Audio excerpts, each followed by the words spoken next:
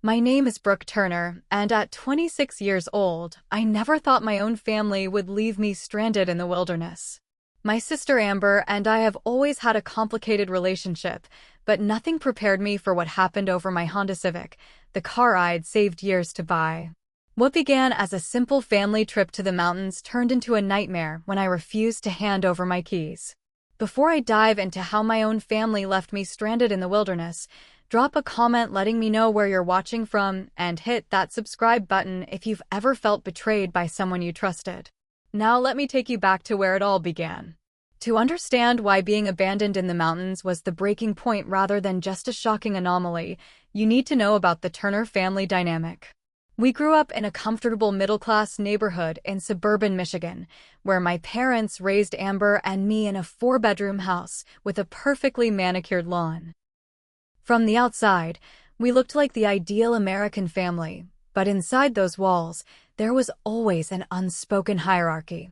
I was the responsible one. From an early age, I was the daughter who did her homework without being asked, who saved her allowance instead of spending it immediately, and who planned for the future.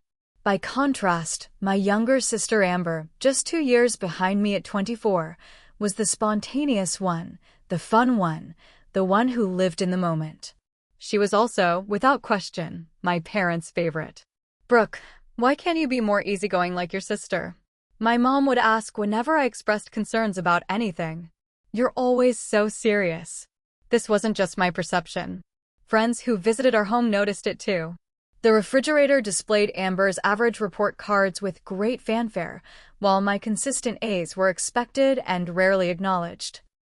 When Amber made the junior varsity cheerleading squad, my parents took the family out for a celebration dinner. When I was accepted to a prestigious graphic design program with a partial scholarship, I received a brief, "good job," and nothing more. I've spent most of my life trying to earn the approval that came so easily to Amber. After college, I secured a job as a graphic designer with a marketing firm that allowed me to work remotely. I rented an apartment 30 minutes from my parents' house, close enough to visit regularly but far enough to establish some independence. During those 3 years after graduation, I lived frugally and saved every extra dollar toward buying my own car. My Honda Civic wasn't anything fancy, just a reliable, pre-owned model with low mileage. But it represented something significant to me, freedom I had earned through my own hard work. I researched for months, negotiated the price myself, and made the down payment with money I had saved working extra freelance jobs on weekends. When I finally drove it home, I felt a sense of accomplishment that was entirely my own.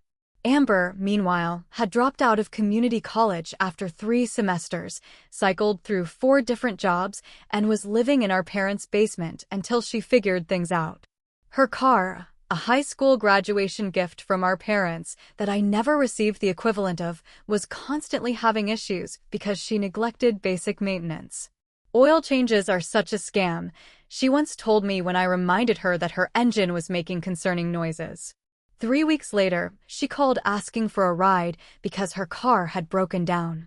This pattern repeated itself with everything Amber borrowed. My designer jacket returned with wine stains. My expensive hair straightener came back burned out because she left it on overnight. My limited edition makeup palette was returned with several colors completely emptied. And each time, there was a casual "sorry sis," without any offer to replace or repair what she'd damaged. The worst incident before the mountain disaster happened 6 months earlier, when Amber borrowed my laptop because hers was acting weird. She returned it 3 days later with sticky keys and a cracked corner. "I might have knocked it off the couch, but it still works," she said with a shrug. When I discovered she had also somehow deleted important client files that weren't backed up, costing me hours of work to recreate, my parents intervened, not on my behalf, but on hers. "It was an accident, Brooke," my father said. "You know your sister would never do something like that on purpose. You shouldn't have lent it to her if those files were so important." That was the Turner family way. Amber made mistakes, and I was responsible for them. I was simultaneously expected to help her yet blamed when things went wrong. After the laptop incident, I tried setting clearer boundaries. I declined when Amber asked to borrow things, regardless of the reason. This led to tearful phone calls from my mother about how I was being cruel to my sister and dividing the family. So when my parents announced they wanted both daughters to join them for a week at a remote mountain cabin to celebrate their 30th wedding anniversary, I was hesitant but felt obligated to agree. Little did I know that this family vacation would become the ultimate test of the boundaries I had been trying to establish. The cabin trip was planned for the last week of September, supposedly perfect timing to see the fall colors in the mountains. Initially, I tried to gracefully decline. I have client deadlines, I explained during our weekly family dinner. And I'm not sure I can get reliable internet connection at a remote cabin. You work too much anyway. My mother dismissed my concern with a wave.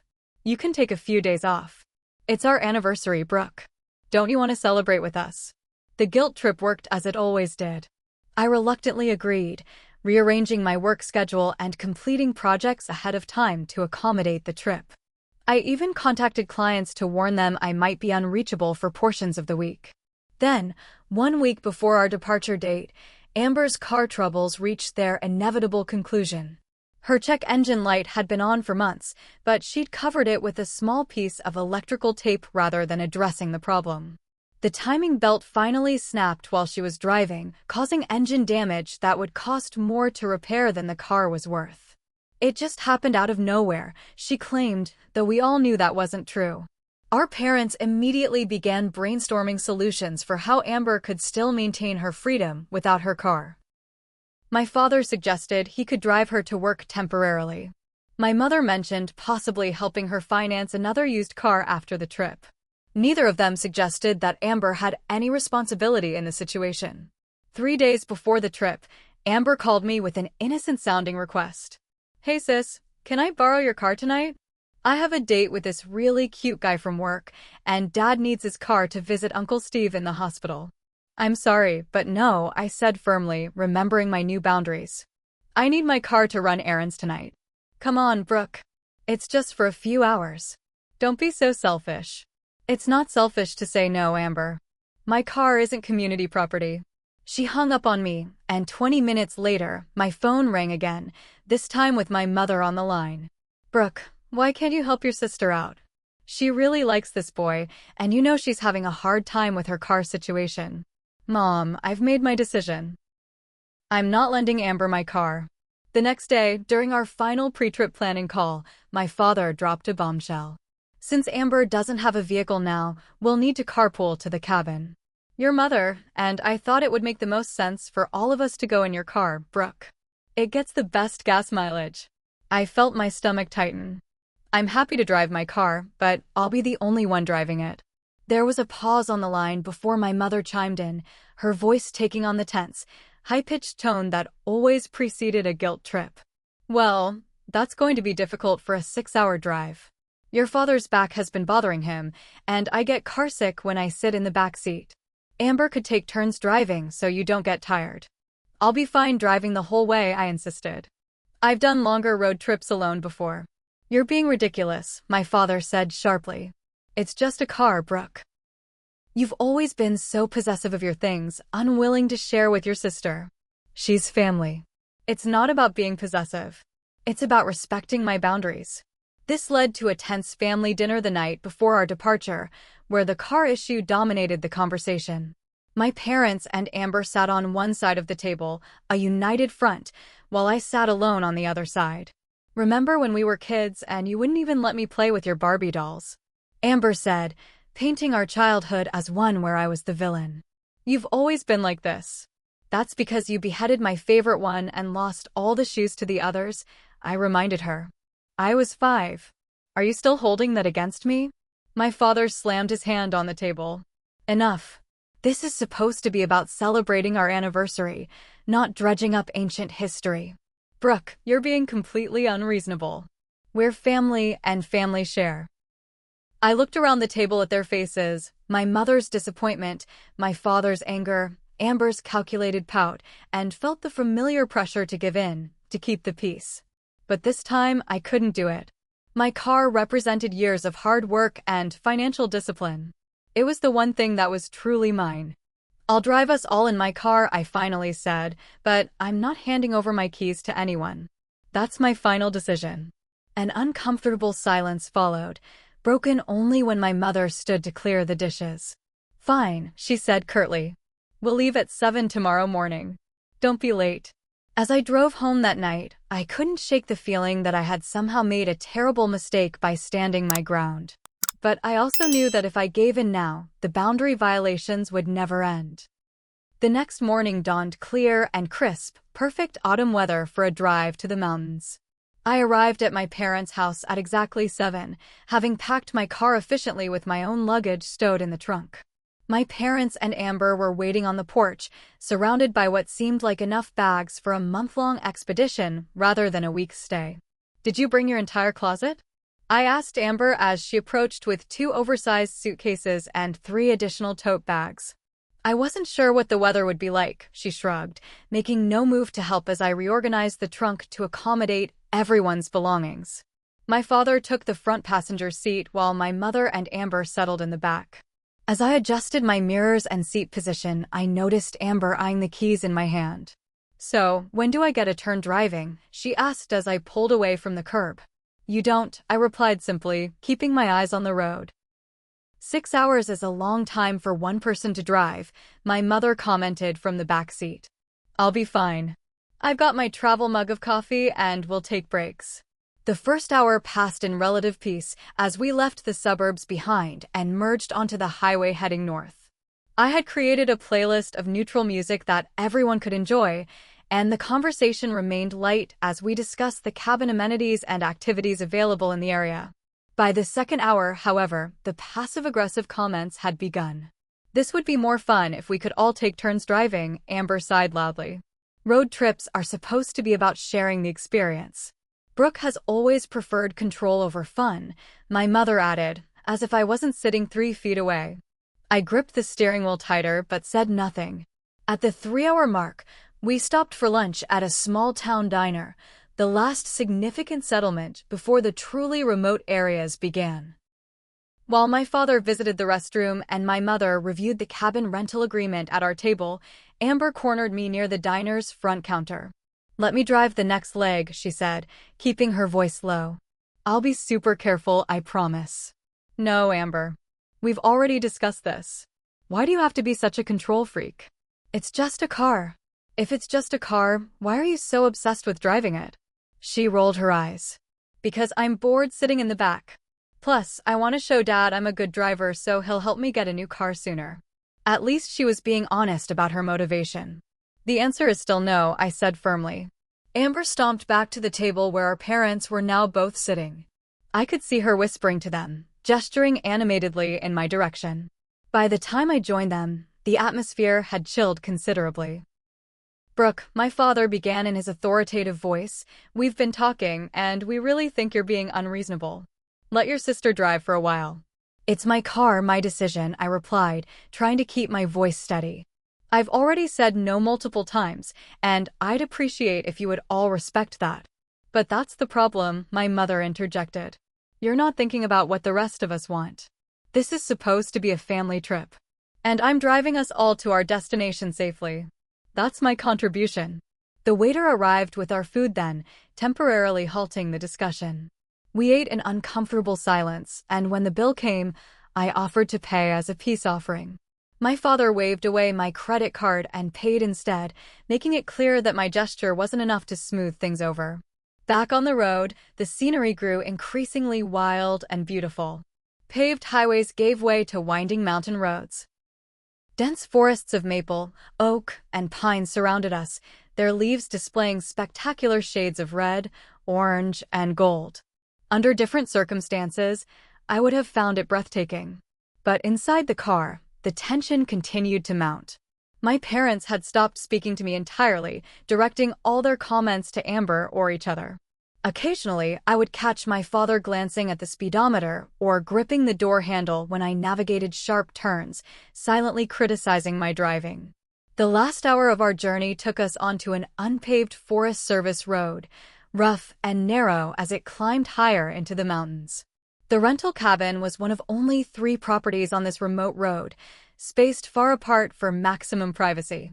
My phone signal had disappeared about 20 minutes back, and the car radio now picked up nothing but static. "No cell service," Amber complained, holding her phone up toward the car window. "How am I supposed to post any photos?" "The rental listing mentioned that," I reminded her. "They said it's part of the appeal, disconnecting from technology and connecting with nature." "Easy for you to say. You got to notify all your clients you'd be unavailable." "I was supposed to keep in touch with Jake from work. We just started talking." "You'll survive a week without texting a boy, Amber," my father said with surprising firmness. When we finally reached the cabin, the sun was beginning its descent behind the mountains.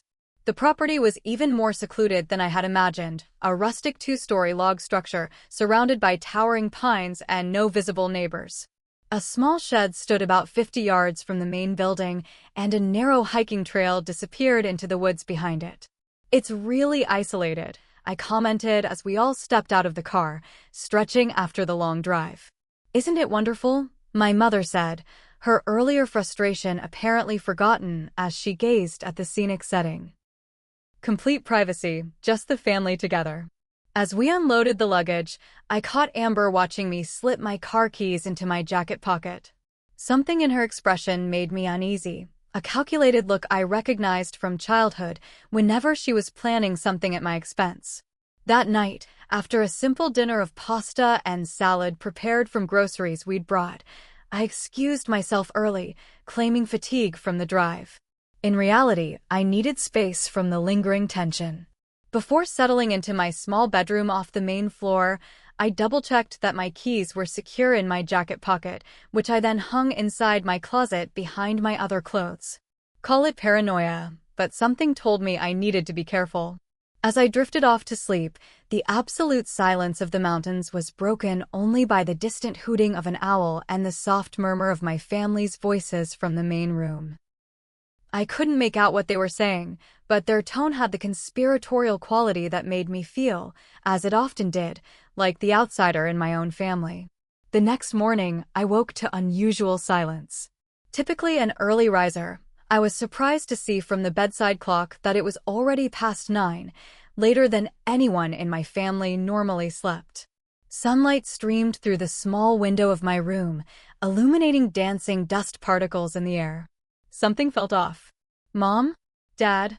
I called out as I shuffled into the main living area, still in my pajamas. No response. The cabin's great room was empty, the kitchen untouched since our dinner the previous night. 3 bedroom doors along the opposite hallway stood open, revealing unoccupied rooms with hastily made beds. "Amber?" I tried again, moving to check the bathroom. Empty. A flutter of panic rose in my chest. Had they gone for an early morning walk without me? I hurried back to my room, quickly pulling on jeans and a sweater. As I reached for my jacket to retrieve my car keys, my heart sank. The jacket wasn't where I'd left it. I frantically searched the closet, then under the bed, then the entire room. No jacket. No keys.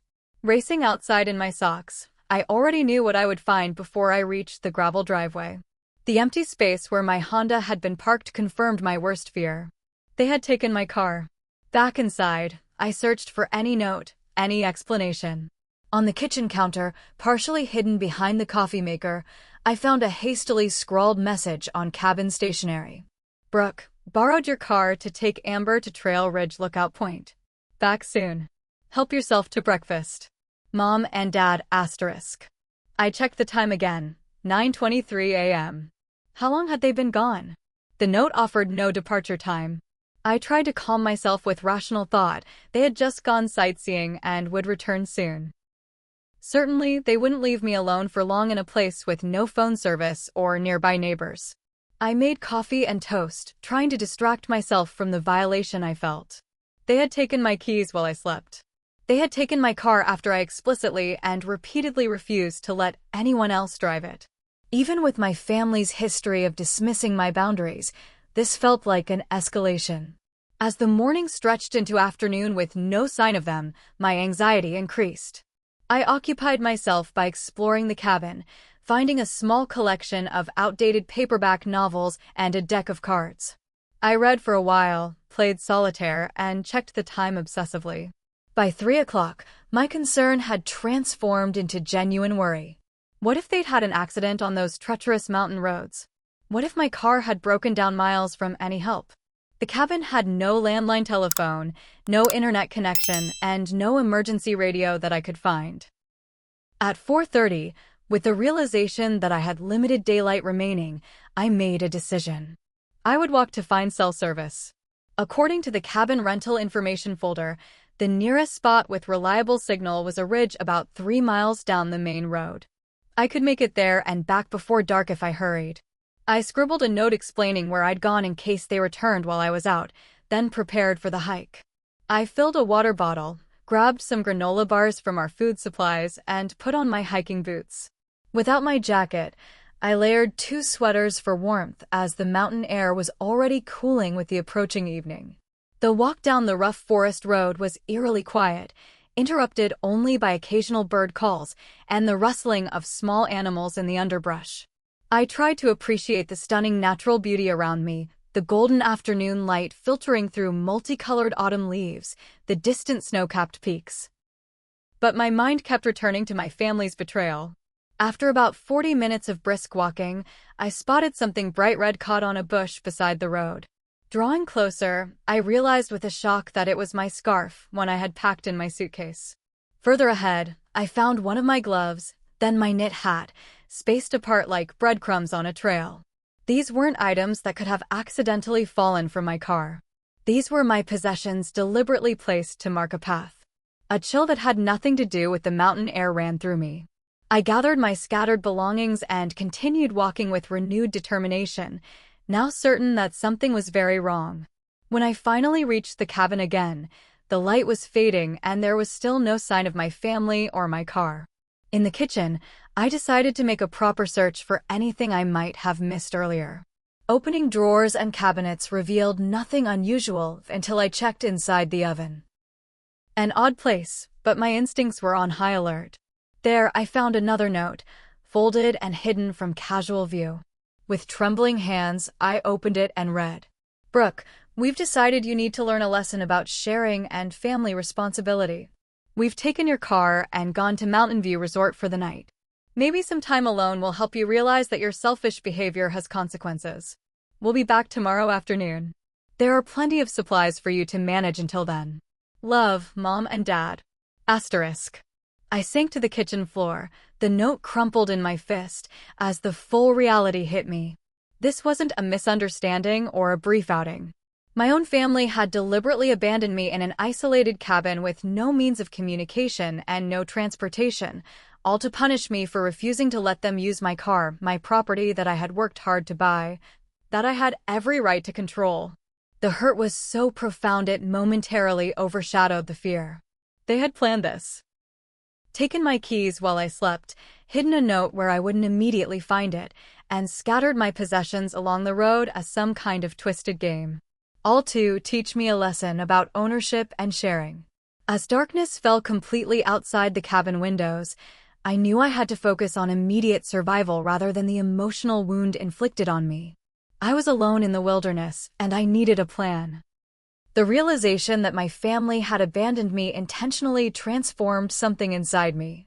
The initial shock and hurt crystallized into a cold, clear determination. I would not sit helplessly in this cabin waiting for their return and their inevitable justifications. I would find help on my own terms. The cabin rental folder indicated that the nearest town, Pinecrest, was 17 miles away, much too far to walk safely in my current situation. But reaching that cell service point on the ridge remained feasible, even if I had to stay overnight in the wilderness. At least then I could call for assistance. I spent the evening preparing methodically. First, I conducted a thorough inventory of available supplies. The kitchen had enough food for several days, so I packed a backpack with high-energy items, granola bars, beef jerky, dried fruit, and chocolate. I filled 2 water bottles and added water purification tablets I found in the emergency kit under the sink. Next, I searched for anything that might help with overnight shelter. I found a small tarp in the storage shed, some rope, and a basic first aid kit. I changed into my sturdiest clothes, layering for warmth, and placed my thickest socks inside my hiking boots. Without my jacket, which had disappeared with my family, I took a wool blanket from one of the beds, rolling it tightly to attach to my backpack. Before going to sleep, I studied the crude map of local trails included in the cabin information packet. The most direct route to the cell service ridge was the main forest road, but it wound significantly to accommodate the mountain terrain. A hiking trail marked on the map appeared to cut more directly across to the ridge through the forest.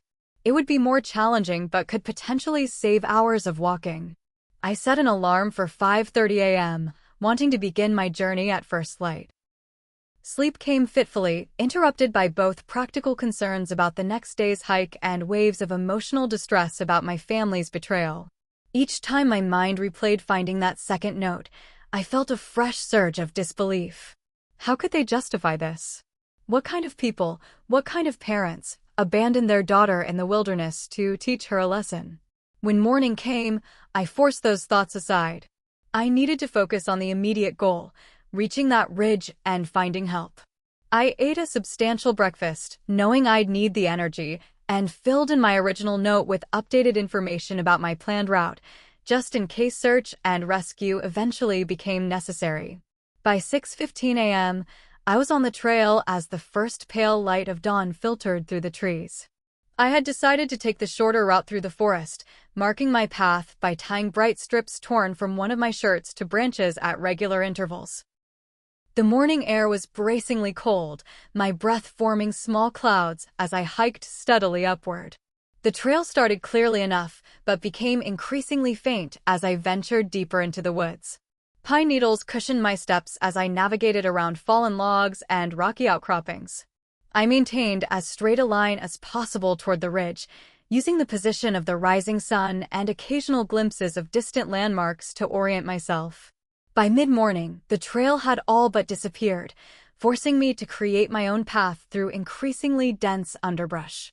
My legs ached from climbing over uneven terrain, and scratches from thorny bushes stung on my hands and arms. Still, I pushed forward, driven by a mixture of determination and simmering anger that provided unexpected energy. Around noon, I stopped in a small clearing to rest and eat. The forest had grown quieter, the morning birds giving way to the occasional rustle of unseen animals moving through the underbrush. As I sat on a fallen log, munching a protein bar and consulting my map, a sound from behind made me freeze, a low snuffling followed by the crack of breaking twigs. Slowly turning my head, I found myself staring at a black bear about 30 yards away. It was smaller than I had imagined bears would be, probably young, but still large enough to be terrifying at that distance. It hadn't noticed me yet, busy investigating something on the ground. My heart hammered so loudly I was certain the bear would hear it. I recalled reading somewhere that you should make yourself look big and make noise with bears, or was that for mountain lions? In my panic state, I couldn't remember. Deciding that remaining still and silent was the safest option, I barely breathed as I watched the animal sniff around, then amble away in the opposite direction. Only when it had disappeared completely from view did I allow myself to exhale. The encounter, while frightening, served as a stark reminder that I was truly alone in the wilderness, with real dangers beyond simple discomfort or inconvenience. With shaking hands, I repacked my backpack and continued my journey, now hyper-aware of every sound in the forest around me. The terrain grew steeper as I approached the ridge, requiring me to use tree roots and rocks as handholds in some sections. By late afternoon, my progress had slowed significantly as fatigue set in. The most difficult moment came when I misjudged the stability of a rock ledge and slipped, sliding several feet down a muddy embankment. I managed to grab a sapling to stop my fall, but my left ankle twisted painfully in the process. It wasn't a serious injury, I could still walk, but each step now brought a dull throb of pain. As sunset approached, I had to accept that I wouldn't reach the ridge before dark. The temperature was dropping rapidly, and continuing to hike on unfamiliar terrain at night would be dangerous. I needed to create shelter and wait until morning. I found a relatively flat area beneath a large pine tree where the ground was dry and covered with soft needles. Using the tarp, rope, and some fallen branches, I constructed a simple lean-to shelter, anchoring one edge of the tarp high against the tree trunk and staking the opposite edge to the ground. I layered pine boughs inside for insulation from the cold earth, then wrapped myself in the wool blanket. As darkness enveloped the forest, the temperature plummeted further than I had anticipated. Even with my layered clothing and blanket, I shivered uncontrollably. Sleep seemed impossible between the cold, the discomfort of my makeshift bed, and the constant symphony of unknown night sounds surrounding me. In those dark hours, my thoughts inevitably returned to my family's betrayal. Had they intended for me to endure this?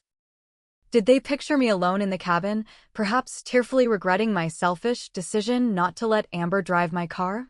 Or had they not thought about me at all, enjoying their comfortable resort accommodations without concern for my welfare? As a particularly strong gust of wind rattled my fragile shelter, tears finally came, not of fear or self-pity, but of profound grief. Something fundamental had broken in my relationship with my family, something I wasn't sure could ever be repaired. When the eastern sky began to lighten, I hadn't slept more than an hour altogether. I was exhausted, cold, and sore, but also resolute. I ate the last of my protein bars, drank some water, and packed up my meager camp. With the first proper light of dawn illuminating my path, I continued my climb toward the ridge. The morning brought renewed determination. Each painful step took me closer to communication, to help, to reclaiming control over my situation. The anger that had sustained me the previous day had transformed into something quieter, but more powerful, a profound understanding that I was capable of saving myself. I didn't need to wait for rescue, especially not from the very people who had put me in danger. As the sun rose fully above the horizon, I finally reached the top of the ridge. The view was breathtaking, miles of forested mountains stretching in every direction, valleys filled with morning mist, distant peaks touched with early snow. Under different circumstances, I would have paused to appreciate the beauty. Instead, I immediately pulled out my phone. 1 bar of service. It wasn't much, but it might be enough. Standing at the highest point of the ridge, I held my phone toward the clear morning sky, watching anxiously as the signal's strength fluctuated between 1 weak bar and nothing at all. I had to make a critical decision: who to call with this tenuous connection. My first instinct was to call my parents, to demand they return for me immediately. But as my thumb hovered over their contact information, I hesitated. They had deliberately abandoned me in the wilderness. What guarantee did I have that they would respond appropriately now? What if they dismissed my situation as an overreaction, just as they had dismissed my boundaries about my car? Instead, I dialed the park ranger station number listed in the emergency contacts section of the cabin rental information I had photographed before leaving. The call connected, then dropped immediately. I moved a few steps to the right and tried again. This time, it rang. Mountain District Ranger Station, this is Ranger Phillips, a male voice answered, breaking up slightly but audible. Hello, I said, speaking clearly and loudly. My name is Brooke Turner. I'm stranded near Pine Ridge Cabin Resort. My family took my car and left me alone at a remote cabin with no phone service. I hiked to this ridge to get cell signal. I need help. The connection crackled, and I feared we'd been disconnected. Then, Ms. Turner, are you in immediate danger? Are you injured? Not in immediate danger. Minor ankle injury, but I can walk. But I'm alone in the wilderness with limited supplies, and temperatures dropped below freezing last night. Can you share your exact location? I described the cabin's location and my current position on the ridge as precisely as possible, including coordinates from my phone's GPS. Stay where you are, the ranger instructed. We're sending a team. Try to conserve your phone battery, but keep it on. We may need to contact you. Estimated arrival time is approximately 2 hours. Thank you, I said, relief flooding through me. One more thing, my family may return to the cabin today. They're driving my black Honda Civic, license plate Michigan XDR 493. Understood. We'll be in touch with local authorities about that situation as well. As promised, within 2 hours, I heard the distant sound of an approaching vehicle. From my vantage point on the ridge, I spotted a Forest Service truck navigating the rough road below. I waved my arms and used the reflective surface of my phone screen to signal them. 2 rangers, a man and a woman, made their way up to my position on foot. The male ranger introduced himself as Mark Phillips, the one I'd spoken to on the phone. His colleague was Jessica Martinez. "You've had quite the ordeal," Ranger Martinez said as she examined my ankle. "This is mildly sprained, but you were smart to keep moving on it.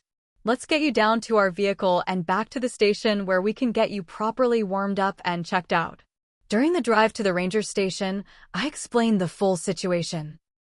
How my family had taken my car against my wishes, hidden a note saying they were teaching me a lesson, and deliberately left me stranded. "Let me get this straight," Ranger Phillips said, his knuckles whitening as he gripped the steering wheel. "Your parents and sister took your car without permission while you were sleeping, drove to a resort, and intentionally left you alone in an isolated cabin with no vehicle and no communication, all because you wouldn't let your sister drive your car." "That's correct," I confirmed. "And they're adults?" "Your sister isn't a teenager." "My sister is 24. My parents are in their 50s. The Rangers exchanged a look I couldn't quite interpret. "Miss Turner, what your family did could be considered criminal abandonment," Ranger Martinez said carefully. "At minimum, they took your vehicle without permission. Would you like to file a formal report with the sheriff's department?" The question caught me off guard. I hadn't thought about legal implications. I'd been focused solely on survival and rescue. "I'm not sure," I admitted. "For now, I just want my car back and to get home safely." At the ranger station, I was given a thorough medical check, confirming that aside from mild dehydration, exhaustion, and the sprained ankle, I was physically fine. Ranger Martinez brought me hot coffee and a proper meal while Ranger Phillips contacted the sheriff's department and had them run the license plate I'd provided. "We've located your vehicle," he informed me an hour later. "It's parked at Mountain View Resort, about 40 miles from here." Deputies are on their way there now. Jessica sat with me while we waited for updates, showing remarkable kindness and understanding. "I work search and rescue," she explained. "And what strikes me about your situation is how well you handled it. Many people would have panicked or made dangerous decisions, but you approached it methodically. Leaving notes about your whereabouts, marking your trail, building appropriate shelter. Those are survival skills that can't be taught as effectively as they can be lived." Her words provided unexpected comfort. In the midst of processing my family's betrayal, I hadn't acknowledged my own resilience. The phone rang and Ranger Phillips answered. After a brief conversation, he turned to me. "The deputies made contact with your family at the resort. They claim it was all a misunderstanding and that they left you with adequate supplies, intending to return today. They're being escorted here now." The 3-hour wait for my family's arrival gave me time to shower in the station's facilities, change into clean clothes provided by Jessica, and most importantly, prepare myself mentally for the confrontation to come. When they finally arrived, the contrast between us was striking. My parents and Amber entered the station looking relaxed and well-rested in fresh resort clothing, while I sat with my bandaged ankle elevated, still bearing the physical evidence of my ordeal despite the shower and clean clothes. "Brooke," my mother exclaimed, rushing toward me as if to embrace me. I instinctively stiffened and leaned away, stopping her advance. "We were so worried when we got back to the cabin and you weren't there." The blatant lie sent a surge of anger through me. "You weren't worried," I stated flatly. "You left me there intentionally. You said so in your note." "It was just a joke," Amber interjected, rolling her eyes. "We were coming back today anyway. You completely overreacted by hiking out on your own." "A joke," I repeated incredulously. "I spent the night freezing in a makeshift shelter, encountered a bear, and injured my ankle because of your joke." My father stepped forward, his expression stern rather than contrite. "Now, Brooke, this whole situation got out of hand, but it started because you refused to share your car. All families have disagreements, but this has gone too far, involving the authorities." "Sir," Ranger Phillips interrupted, his voice professionally neutral, but with an undercurrent of steel, "your daughter was abandoned in a remote location with no means of communication or transportation. The overnight temperature dropped to 27 degrees. This isn't a family disagreement, it's potentially criminal negligence. We left her in a fully stocked cabin, not on the side of the road," my mother protested. and we were coming back today. She chose to leave the safety of the cabin. After finding a note saying you were teaching me a lesson and wouldn't return until the afternoon, I added, with no way to contact anyone if there had been an emergency. The conversation continued in this vein, with my family minimizing their actions and attempting to shift blame onto me for overreacting and making a scene. The Rangers, particularly Jessica, interjected several times to refocus the discussion on the objective facts of the situation. Finally, I'd had enough. I want my keys back, I said, cutting through my mother's latest justification. A brief silence fell over the room. My father reached into his pocket and placed my car keys on the table between us. The deputies have informed your family that you would be within your rights to press charges for unauthorized use of your vehicle, Ranger Phillips told me. Would you like to pursue that course of action? 3 pairs of eyes from my family bored into me, a mixture of disbelief, anger, and, from Amber, a hint of fear. In that moment, I realized something profound. This was the first time in my life that they were facing actual consequences for how they treated me. The balance of power had shifted. No, I finally said. I won't press charges. But I am leaving alone in my car. And things between us will never be the same. As I stood to gather my belongings, Amber's voice stopped me, not apologetic but indignant. So that's it? You're just going to drive off and leave us stranded here?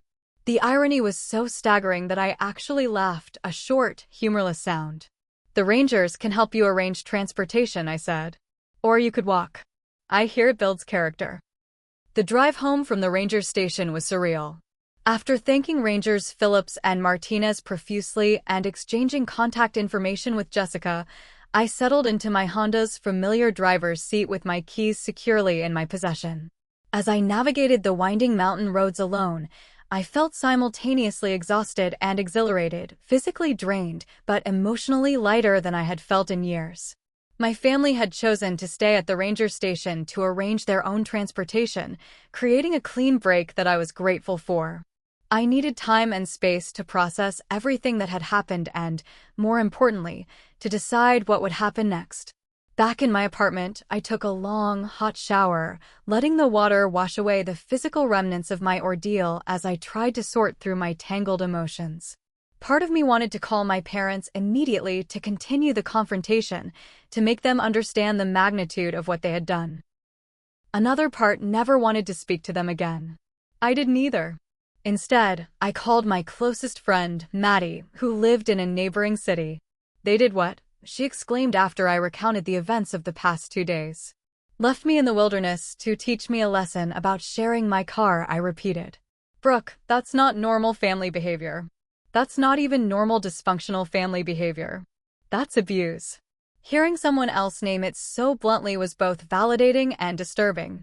Had I been so accustomed to my family's boundary violations that I couldn't recognize abuse when it was happening to me? Over the next week, my phone buzzed constantly with messages from my parents and Amber. I read them but didn't respond. The text followed a predictable pattern. Initial anger at me for abandoning them at the ranger station, followed by attempts to minimize what they had done, followed by guilt trips about family loyalty, and finally, demands that I get over it and stop being so dramatic. Not once did any of them offer a genuine apology. Maddie came to stay with me that weekend, bringing comfort food and unwavering support. What they did was objectively wrong, she reassured me. You're not overreacting. 2 weeks after the incident, I finally felt strong enough to respond to my family, not with a call or in person, but with a carefully worded email that I spent days crafting. I've taken time to reflect on what happened at the cabin. What you did was not a joke or a lesson, it was a deliberate act meant to punish me for maintaining a boundary. You put me in physical danger and showed complete disregard for my well-being, all because I wouldn't let you use my property without my consent. Asterisk. I need time and space away from all of you. During this time, I expect you to respect the following boundaries. Asterisk. 1. Do not come to my apartment unannounced. If you do, I will not open the door. Asterisk. 2. I will not be lending anything to any of you. Not my car, not my possessions, not money. Asterisk. 3. I will not be attending family gatherings for the foreseeable future. Asterisk. If and when I decide I'm ready to have any of you in my life again, it will be on my terms, with the expectation that you acknowledge what you did and take responsibility for it. Asterisk. The responses were immediate and predictable. My father sent a curt message about my unacceptable attitude. My mother wrote a lengthy email about how families should forgive each other and how hurt she was that I would hold a grudge. Amber simply texted, "You are being ridiculous as usual." Their reactions only confirmed that I had made the right decision in creating distance. With Maddie's encouragement, I took an additional step toward protecting myself. I changed the locks on my apartment. My parents had a spare key that I had given them for emergencies, but after the cabin incident, I no longer trusted their definition of an emergency. 3 weeks into my self-imposed family separation, I began seeing a therapist, Dr. Harper, who specialized in family trauma. In our sessions, I started to recognize patterns that had been present throughout my life, but that I had normalized. "What you're describing is a classic golden child/scapegoat dynamic," she explained during one session. "Your sister was positioned as the golden child who could do no wrong, while you were the scapegoat, held to impossible standards and blamed when things went wrong." "But why?" I asked. "Why would my parents create that dynamic?" "Family dynamics like these often have deep roots," Dr. Harper said. "It rarely has anything to do with the actual qualities of the children involved. It's more about the parents' own unresolved issues and needs." Through therapy, I began to see that my childhood had been shaped by these toxic patterns, and that the cabin incident wasn't an anomaly, but rather an escalation of established behavior. This realization was painful but ultimately liberating. It wasn't my fault. It had never been my fault. As weeks turned into months, I focused on rebuilding my life around healthier relationships. I reconnected with old friends I had lost touch with, partly because my family had taken so much of my emotional energy. I joined a hiking group, turning the skills I had developed during my survival ordeal into a hobby that brought me joy and confidence. Jessica, the ranger who had helped rescue me, became a friend. Her perspective as someone who had witnessed the aftermath of my family's actions provided valuable validation whenever doubts crept in. For months after the cabin incident, my mother began leaving tearful voicemails about missing me and not understanding why I was still angry. My father sent terse messages about my responsibilities to the family. Amber, surprisingly, was the first to show a glimmer of self-awareness. "Maybe we went too far," she texted one evening. "I didn't think about how scary it would be for you alone out there." It wasn't an apology, but it was the closest any of them had come to acknowledging reality. I didn't respond immediately, taking time to process my feelings with Dr. Harper first. "You don't owe them forgiveness or reconciliation," she reminded me. "Whatever you decide should be about what's healthy for you, not about meeting their expectations." 5 months after the incident, Amber texted again, "Can I borrow your car next weekend? Mine's in the shop again, and I have a job interview. I'll be super careful with it." The request was so audacious, so completely tone-deaf to everything that had happened, that I actually laughed out loud when I read it. It confirmed that despite her moment of insight, nothing fundamental had changed. My response was simple: no. She sent a flurry of angry texts afterward, calling me selfish and grudge-holding, but I felt no guilt, no obligation to justify my decision, no need to engage with her manipulation. It was a small moment, but it represented enormous growth. At the 6-month mark, I moved to a new apartment in a secured building where visitors had to be buzzed in, another layer of physical protection for the psychological boundaries I was establishing. I didn't provide my new address to my family, another decision that prompted outrage but brought me peace. Throughout this period, I maintained limited, carefully controlled contact with my family through email and occasional texts. I declined all invitations to meet in person, knowing I wasn't ready for that level of engagement. Some days I felt guilty about this distance, wondering if I was being too harsh. On those days, I reread the note they had left me in the cabin, reminding myself of the reality of what they had done. As the 1-year anniversary of the cabin incident approached, I reflected on how much had changed. I had built a circle of friends who respected my boundaries and valued my company. I had advanced in my career, taking on more clients and more challenging projects. I had even started dating someone who treated me with consistent respect and kindness, a stark contrast to the relationships I had accepted in the past. My family, meanwhile, had cycled through various strategies to regain control: anger, guilt, minimization, love bombing, and finally, reluctant acceptance that I would not be manipulated back into the old dynamic. Our contact remained minimal and on my terms. The last time Amber asked to borrow my car or anything else was 9 months after the cabin. When I declined without explanation or apology, she didn't argue or attempt to make me feel guilty.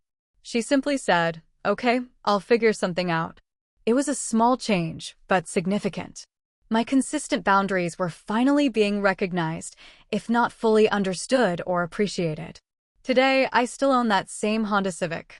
Every time I drive it, I'm reminded not of the betrayal in the mountains, but of my own strength in its aftermath. What my family intended as punishment became, ironically, the catalyst for my liberation from toxic patterns that had defined my life for too long. If you've ever found yourself compromising your boundaries to keep the peace or questioning your right to say no to people who claim to love you, I hope my story helps you recognize that you deserve better. Sometimes the people who should protect you the most are the ones who cause the deepest harm. Recognizing that truth doesn't make you disloyal, it makes you self-aware. Have you ever had to establish difficult boundaries with family members? Share your experience in the comments below. If my story resonated with you, please hit that like button and subscribe to hear more stories of survival and growth. Thank you for listening, and remember that sometimes walking away is the bravest thing you can do. Take care of yourselves out there.